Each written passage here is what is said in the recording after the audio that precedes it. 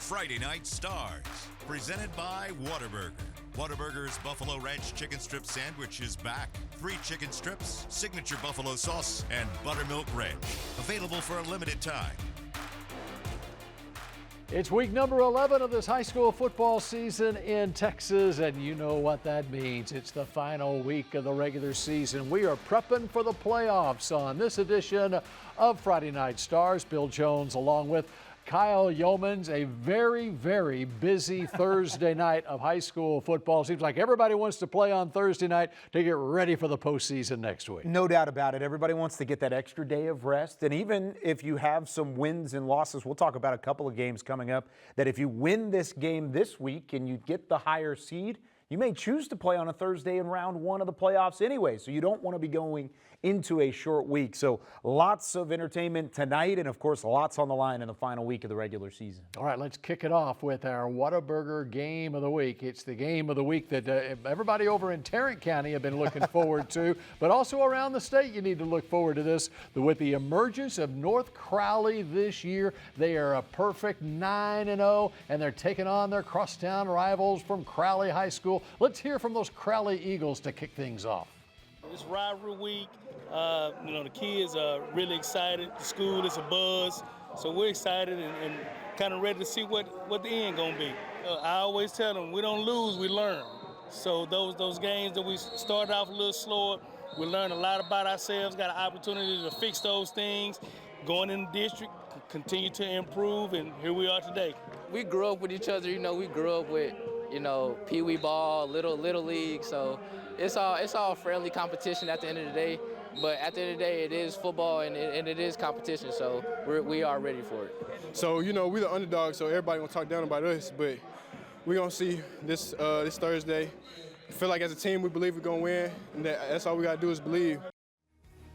You can just see the excitement in the eyes of those Crowley Eagles. They are going up against the 3rd-ranked team in the state, a team in North Crowley, Kyle Youmans, that served notice early this season with a 57-51 win over DeSoto. They are for real. They are absolutely for real, and probably the best offense that I've seen at the high school football level in quite some time. That's not named the Duncanville Panthers. These are the North Crowley Panthers. They get the job done. Chris Jimerson, at quarterback, who had 40 touchdowns a year ago, is nearing that mark again this year. They went to the state semifinals before falling to Duncanville. They have Duncanville in their sights this year, but in order to do so, they've got to continue on the path that they have so far. 5-0 in district, and we just heard from Crowley as well. Crowley says that they're the underdogs in this game. People are going to talk down on them. I'm not going to talk down on what the Crowley Eagles have done this year. I think this is also a high-flying offense that's proven so far that they can average over 440 yards per game for a reason. They're inside the top 15 in that yardage per game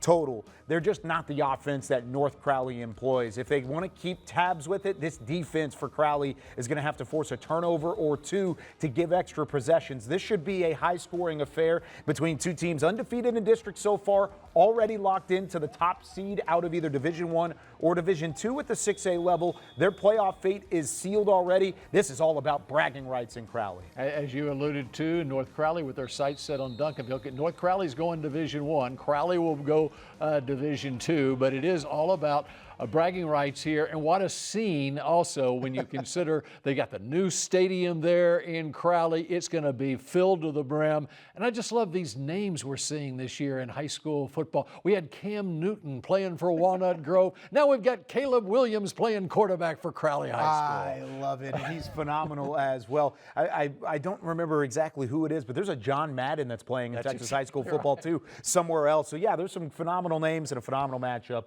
crosstown rivalry. Okay, talk about crosstown rivals. These two, every year in Frisco ISD, they go at it. Our second Whataburger Game of the Week. We'll have more on these guys coming up later, but it's the Lone Star Rangers, it's the Reedy Lions. These are two perennial powers in Frisco ISD. No doubt, and there was kind of the expectation going into the year that this is where it would end up. The Lone Star Rangers, who have been the perennial power so far, these two went down to the wire last year at Toyota Stadium. I was on the call for this game. It was was a phenomenal affair, 35-32 final score, and it was one where, of course, Reedy wants a little bit of revenge. They felt like they should have won that game last year. Wasn't the case. They fell short. Lone Star goes undefeated, and, of course, they win the district title. Well, there's a district title on the line tonight as well inside Ford Center.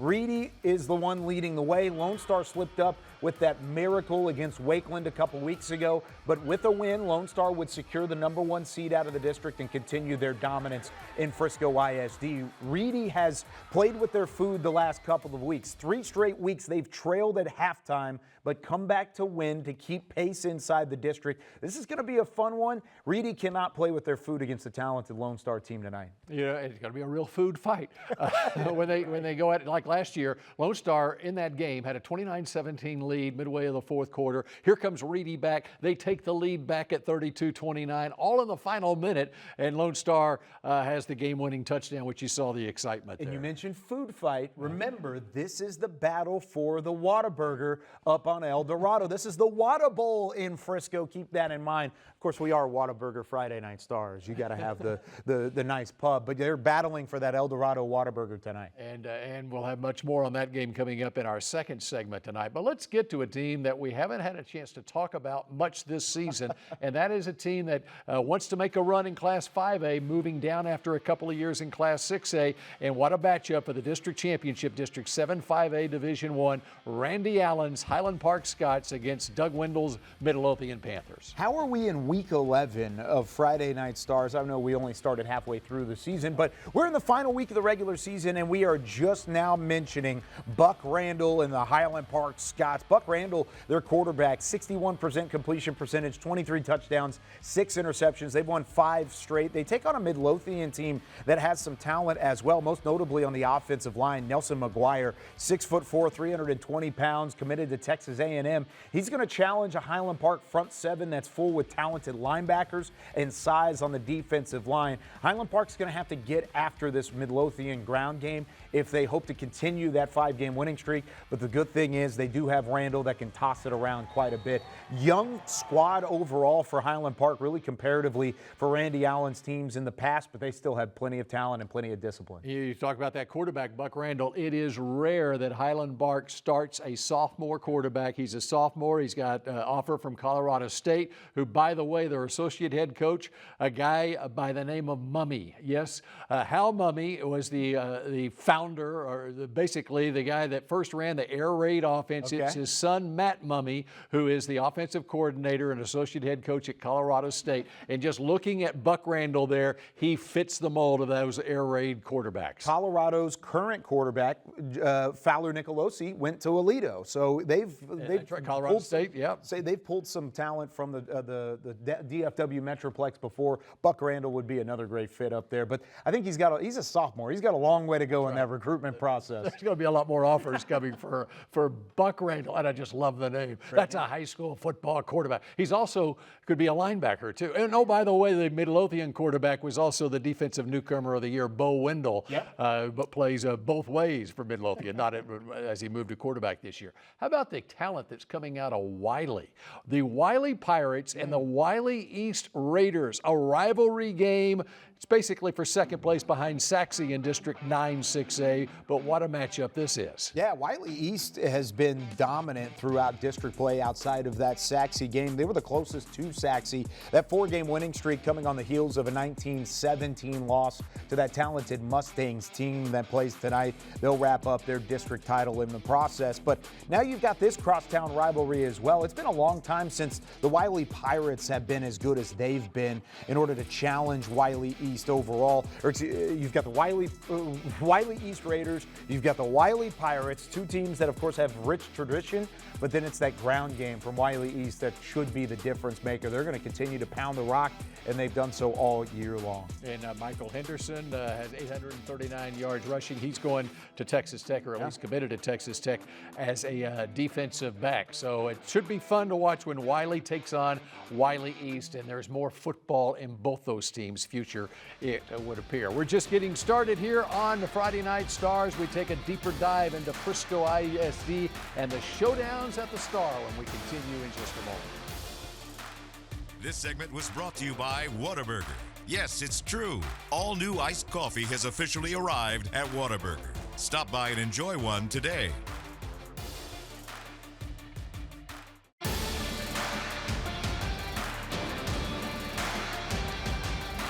The showdown at the Star, we've already talked a little bit about it tonight. Lone Star Rangers and the Reedy Lions just down the Nike Star Walk. Might venture on down there and check out some of that game tonight. Should. And then on Friday night, another showdown at the Star as Todd Dodge's Lovejoy Leopards. They are playoff bound against Frisco Memorial, and Kyle Youmans will be on the call of that game. And how about Todd Dodge in his first year at Lovejoy? Oh, man. They're coming from Austin Westlake. They come over.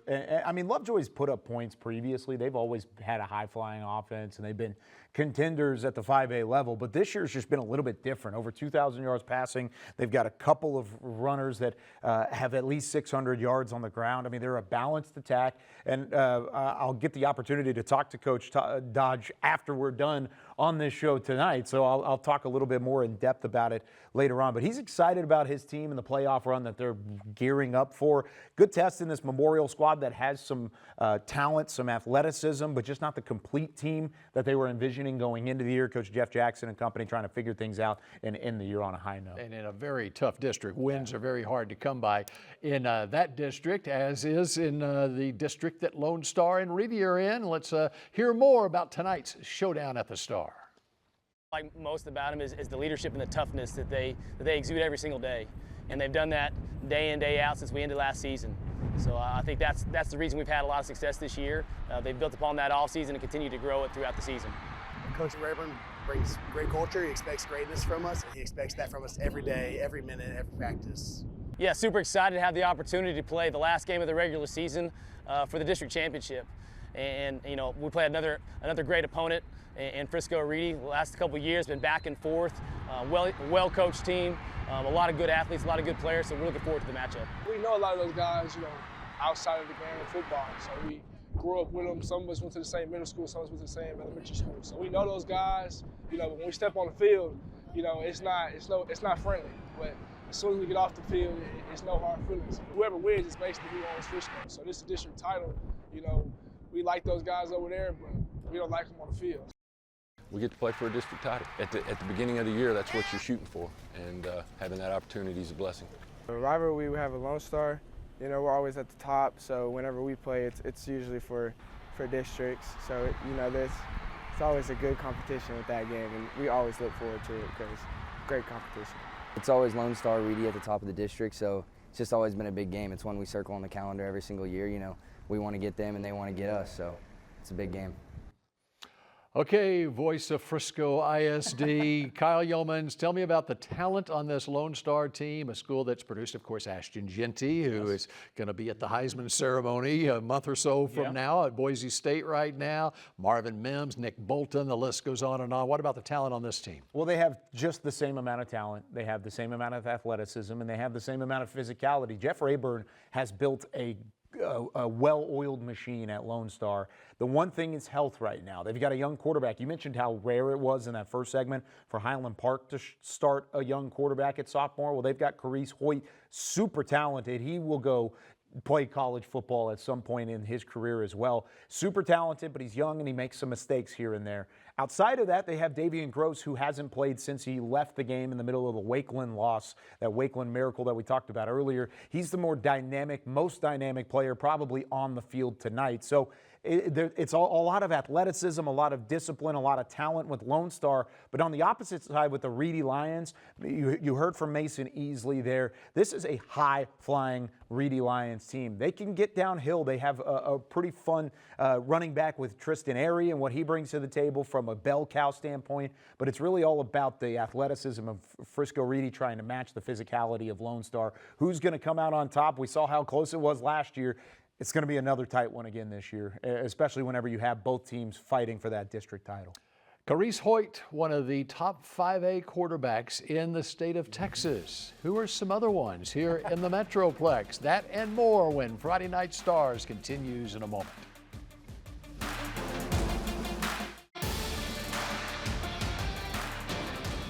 This segment is brought to you by Whataburger.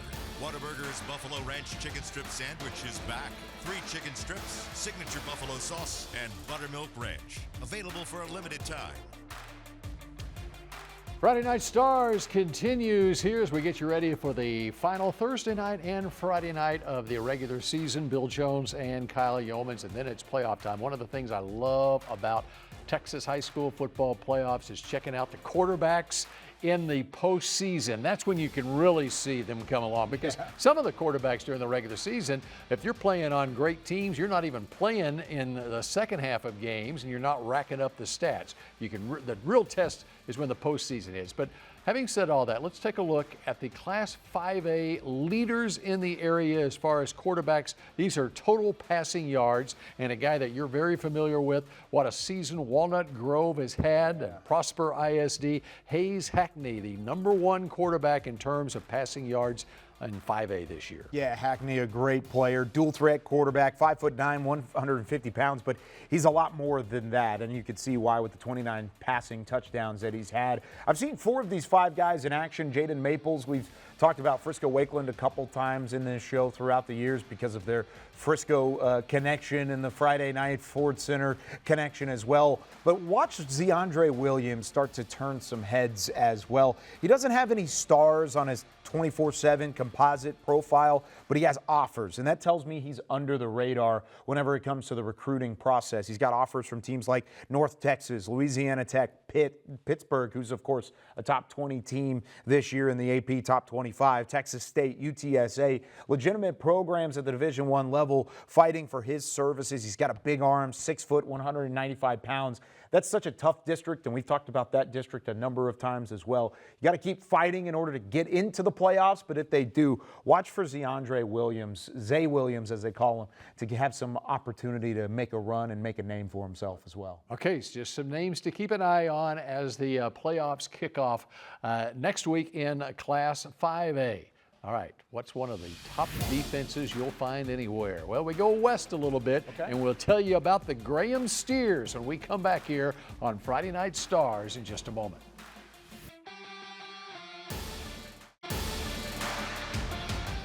Friday Night Stars, presented by Whataburger. Yes, it's true.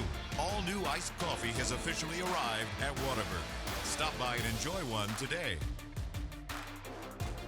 Final couple of minutes here of Friday Night Stars. Bill Jones with Kyle Youmans. And how about a shout out to one of the best defenses in the state of Texas, and what a performance last week for the Graham Steers. Brock football is pretty salty, but they ran into a juggernaut in Graham on defense last week. A 38-0 win for Graham, and let's hear from some of those Steers players. The defense also making a statement, and this is now their 5th straight game, posting a shutout. During this stretch, what has allowed them to be just so dominant?